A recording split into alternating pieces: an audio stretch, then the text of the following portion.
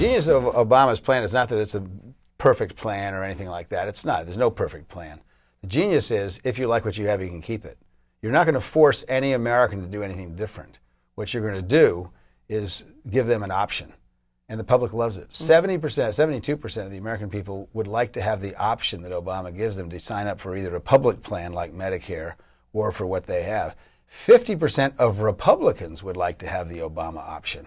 So the insurance companies and the news corporation and all these anti-groups are in trouble because you've solved the one problem that always was the Achilles heel of every healthcare reform package, which was, wait a minute, I don't like the healthcare system, it's too expensive, but I like my doctor and I like the kind of care I get.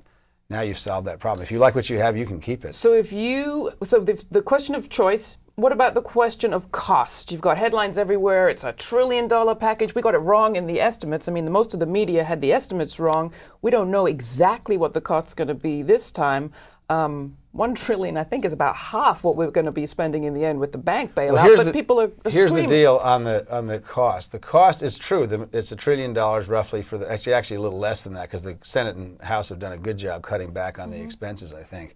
But the truth is that's not new money. For a lot of that, you're going to save somebody else money. So the taxpayers are going to have to pay more, but small business won't have to pay anything. That's a big deal because small businesses generate 80% of all the new jobs in America. So this is a job-generating machine. You're finally taking the foot off the neck of the small businesses in terms of their health insurance costs and reducing them to zero. Well, how will the small businesses be affected? Because if you have an employer-based system for right now, you have to maintain the employer-based system. If your employees have health insurance, you can't get out of that and dump them into the government system all of a sudden under this bill.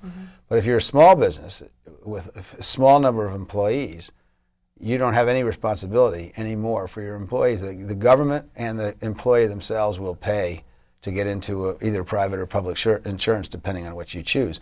That's really important because small businesses really struggle, and they do generate most of the jobs.